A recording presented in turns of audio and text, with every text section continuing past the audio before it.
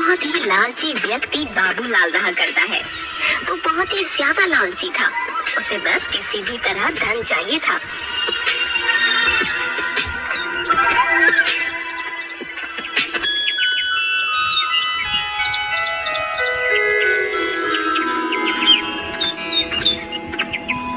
एक दिन गांव के कुछ लोग आपस में बात कर रहे होते हैं।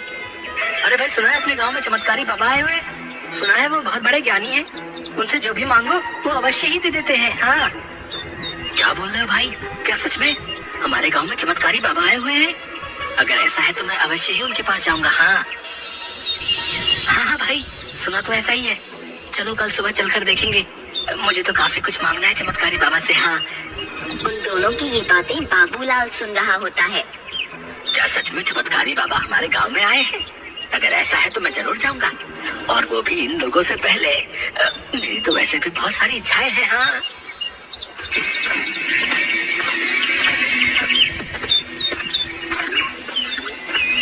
थोड़ी देर बाद वो गांव के जंगल में उस चमत्कारी बाबा के पास जाता है।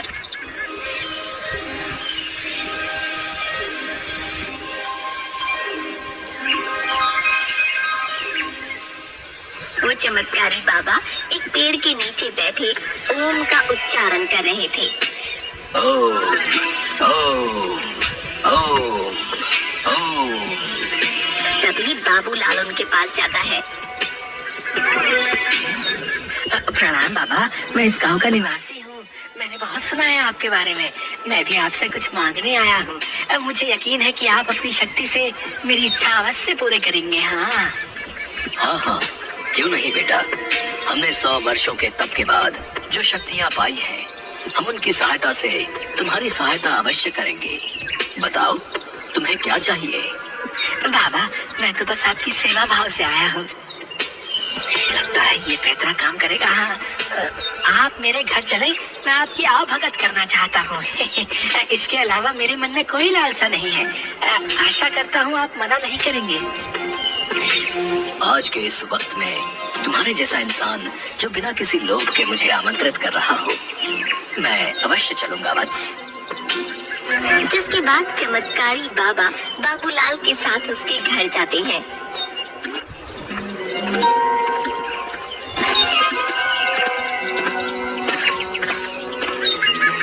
अरे भाग्यवान, देखो हमारे घर चमत्कारी बाबा आए हैं। तुम जल्दी से इनके भोजन की व्यवस्था करो। क्या सच में? मैंने बाबा के बारे में गांव वालों से बहुत सुना है। हाँ, आप सभी की इच्छा पूरी करते हैं बाबा। हम तो धन्य हो गए जी। मैं भी बाबा के लिए भोजन लेकर आती हूँ। हाँ। जिसके बाद चमत्कारी बाबा के सामने भोजन की थालियां सज जाती हैं और बाबा पेट भरकर भोजन करते हैं। अरे वाह वाह बेटा, ये इतना स्वादिष्ट भोजन खाकर तो मेरी आत्मा ही संतुष्ट हो गई। वाह, मैं बहुत खुश हुआ। बोल बच्चा। अरे बाबा, जल्दी से कुछ मांगने को कहो ना, मेरी सांसें सूख रही हैं। इतना तो हम किसी को नहीं खिलाते जितना तू एक बार में ठूस गया। अरे बाबा, ये तो हमारा सौभाग्य है कि आप हमारे अतिथि बनकर पधारे। वत्स, मैं तुम्हें कुछ देना चाहता हूँ। अरे बाबा की जय हो। अरे जय हो बाबा की। आप इतनी श्रद्धा से बोल रहे हो तो हमें बहुत सारा धन चाहिए बाबा, बहुत सारा। इतना कि मुझे जीवन में धन की कभी कोई कमी ही महसूस ना हो। हाँ। बेटा, तुम्हारी ये इच्छा अवश्य ही पूरी होगी। तभी बाबा उसे 4 मिट्टी के दिए देते हैं।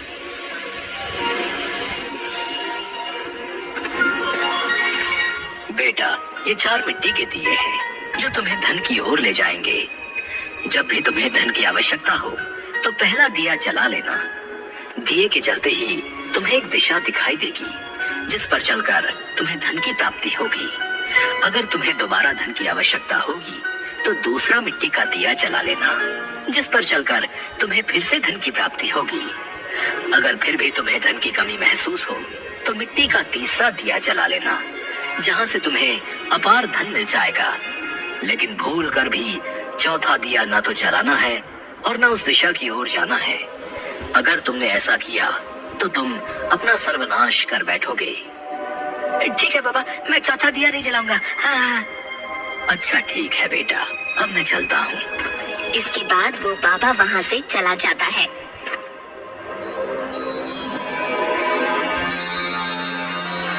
देखो भाग्यवान, अब मैं धन की तलाश में जा रहा हूँ और खूब सारा धन लेकर ही लौटूंगा। हाँ, फिर देखना हम इस गांव में सबसे अमीर हो जाएंगे। इतना धन होगा कि जीवन भर आराम से जीवन बिताएंगे। हाँ। नहीं नहीं, मुझे कुछ ठीक नहीं लग रहा जी।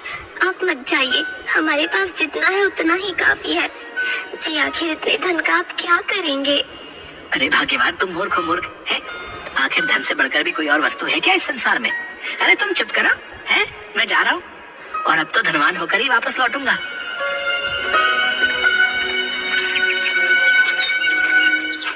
दुख भरे दिन गए रे भैया, अब तो सुख आयो रे। जय हो बाबा की जय हो। कितना दिमाग है मुझ में, कैसे दो चिकनी चुपड़ी बातें करके बाबा से धनवान होने की युक्ति पाली मैंने। वाह रे बाबूलाल वाह, बड़ा बुद्धिमान है रे तू। बाबूलाल वहाँ से एक जंगल की ओर चला जाता है और बाबा का दिया हुआ पहला दिया जला देता है। पहला दिया जलाते ही उसे एक रास्ता दिखाई देता है। अरे वाह, ये रहा वो रास्ता जो बाबा ने बताया था। वो उस रास्ते पर चलने लगता है। थोड़ी दूरी पर चलते ही उसे एक बूढ़ी अम्मा दिखाई पड़ती है जो बहुत ही ज्यादा रो रही होती है। अरे क्या बात है, यहाँ अम्मा रो क्यों रही है और मेरा धन कहाँ है? इस बुढ़िया से बात करके देखता हूँ। अरे अम्मा, इस जंगल में तुम अकेली और रो क्यों रही हो? अरे बेटा, मेरी उम्र पूरी हो चुकी है, अब मैं मरने वाली हूँ, लेकिन मेरा इस दुनिया में कोई भी नहीं है, इसलिए मैं रो रही हूँ। आखिर मरने के बाद कौन मुझे अग्नि देगा बेटा? मेरे पास मेरा जोड़ा हुआ कुछ धन है, लेकिन मैं उसे ही अपना धन दूंगी जो मेरे मरने के बाद मुझे अग्नि देगा। बाबूलाल ये सुनते ही लालच में आ जाता है। क्या सच में तुम्हारा कोई नहीं है अम्मा? अच्छा कोई नहीं, मैं तुम्हें तुम्हारे मरने के बाद अवश्य ही अग्नि दूंगा। हाँ हाँ, तो मुझे ही अपना धन दे देना है। ठीक है, यहाँ से कुछ ही दूरी पर मेरी एक झोपड़ी है, उसमें एक पोटली में मेरा धन रखा हुआ है। मेरे मरने के बाद तुम वो धन ले लेना और मेरे शरीर को मुख अग्नि देना। ऐसा बोलते ही बूढ़ी अम्मा के प्राण निकल जाते हैं। तभी बाबूलाल पास के जंगल में जाकर कुछ लकड़ियां लेकर आता है और उस बूढ़ी अम्मा को अग्नि देता है।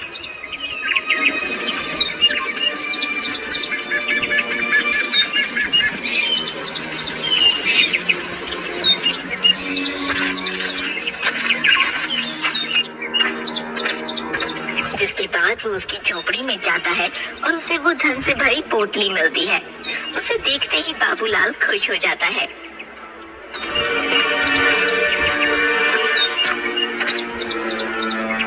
अरे वाह वाह वाह, इसमें तो सच में धन है, लेकिन ये क्या, ये तो बहुत ही कम है। इसमें भला मेरा क्या होगा? खैर, अब इसे भी रख ही लेता हूँ। हाँ, धन कितना भी क्यों ना हो, छोड़ना अच्छा नहीं है। हाँ।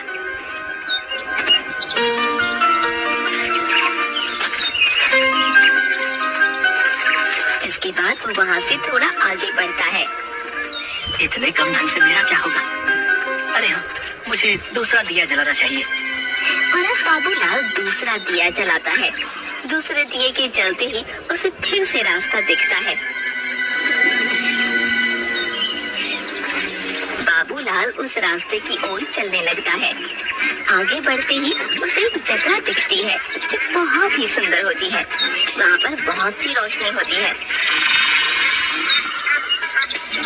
जमीन के एक टुकड़े के ऊपर बहुत सारी तितलियां उड़ती दिखाई देती हैं। अरे लगता है ये तितलियां मुझे संदेश दे रही है, इस जमीन के नीचे ही धन है। हाँ। तभी वो जमीन खोदने लगता है और जमीन के अंदर से अचानक से रोशनी निकलती है। वो देखता है कि एक बहुत ही सुंदर चमकता हुआ हार वहाँ है। ये देखकर तो बाबूलाल की आंखें चार हो जाती हैं। अरे वाह वाह वाह, इतना सुंदर सोने का हार, हाय हाय, ये तो सच में बहुत सुंदर है। वाह वाह वाह वाह, इसे मैं अपनी पत्नी को दूंगा। हाँ, गाँव में इतना सुंदर हार तो किसी की भी पत्नी के पास नहीं होगा। अरे वाह वाह वाह। लेकिन भला इस एक हार से मेरा क्या होगा? नहीं नहीं नहीं नहीं नहीं, मुझे तो अपार धन चाहिए। हाँ, बाबूलाल फिर से आगे बढ़ता है और तीसरा दिया जलाता है। तीसरा दिया जलते ही उसे फिर से रास्ता दिखता है और वो उस रास्ते पर चलने लगता है। तभी वो देखता है कि चारों तरफ कुछ भी नहीं है सिवाय एक विशाल पेड़ के। उस पेड़ के पास जाता है। अरे न जाने कहाँ होगा अपार धन, मुझे तो कुछ दिखाई नहीं दे रहा है और अब तो मैं थक भी गया हूँ। जिसके बाद वो उस विशाल पेड़ के नीचे बैठ जाता है। थोड़ी देर बाद उसके ऊपर एक पत्ता गिरता है।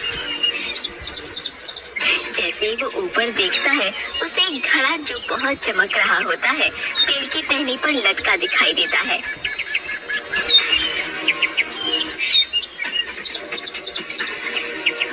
बाबूलाल ये देखकर हैरान हो जाता है। अरे ये मिट्टी का घड़ा इतना चमक क्यों रहा है?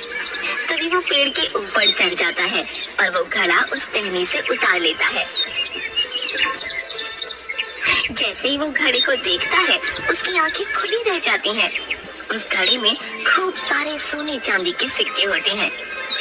अरे वाह वाह, इतना सारा सोना चांदी! हाँ वाकई ये तो बहुत सारा धन है। हाँ, अब लगता है कि मेरे हाथ कुछ धन आया है।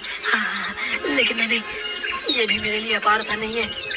लगता है चमत्कारी बाबा ने मुझे चौथा रास्ता इसलिए नहीं बताया क्योंकि वो खुद ही उस अपार धन को प्राप्त करना चाहता होगा। लेकिन नहीं, मैं ऐसा नहीं होने दूंगा। हाँ, वो अपार धन तो मेरा ही होगा। हाँ, मैं चौथे दिए को जलाकर उस चौथे रास्ते पर अवश्य ही जाऊंगा। हाँ। तभी वो चौथा दिया जलाता है और चौथे रास्ते की तरफ चलने लगता है। थोड़ी दूर चलते ही वो देखता है कि वो एक बहुत ही सुंदर महल के पास पहुंच गया है जो बहुत ही आलीशान है। अरे बाबा, इतना सुंदर महल, ये कितना सुंदर है! लगता है अपार धन मुझे यही मिलेगा। हाँ। बाबूलाल उस महल के अंदर जाता है। वो देखता है कि एक बहुत ही बूढ़ा व्यक्ति चक्की चला रहा होता है और उसके आसपास अपार धन पड़ा है। इतना धन देखकर वो खुश हो जाता है। वाह वाह वाह, इतना धन तो मेरे लिए अपार होगा। लगता है ये मेरे लिए है। हाँ हाँ। आओ आओ बेटा, मैं जानता हूँ तुम यहाँ इस अपार धन की तलाश में आए हो। ये सारा धन तुम्हारा ही है, लेकिन तुम्हें और धन भी मिल सकता है।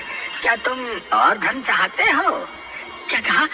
और धन है क्या? सच में मुझे इससे भी अधिक धन मिल सकता है भला? मुझे तो बहुत सारा अपार धन चाहिए। हाँ हाँ, मैं इस संसार में सबसे अधिक धनी होना चाहता हूँ। हाँ हाँ। अच्छा तो ठीक है, अगर तुम और भी ज्यादा धन पाना चाहते हो तो उसमें तुम्हारी मदद ये चक्की ही करेगी। हाँ, ये जादुई चक्की है, तुम जितना इसे चलाओगे उतना ही धन तुम्हारे पास आता जाएगा। ये सुनकर बाबूलाल खुश हो जाता है और चक्की जो वो बूढ़ा आदमी चला रहा होता है उसे चलाने लगता है। ऐसे देखते ही देखते वहाँ अपार धन का ढेर लग जाता है और बाबूलाल चक्की चलाते चलाते थक जाता है। थोड़ी देर बाद बस, अब और नहीं, अब और ये चक्की नहीं चला सकता मैं। मुझे इतना ही धन पर्याप्त है। लेकिन जैसे ही वो चक्की को छोड़ना चाहता है चक्की उसे नहीं छोड़ने देती। वो चाहकर भी अपने हाथों को चक्की से हटा नहीं पा रहा था। अरे ये क्या हो रहा है मेरे साथ? आखिर मेरे हाथ क्यों इस जादुई चक्की को नहीं छोड़ पा रहे? बेटा, ये सब तुम्हारे ही अपार धन के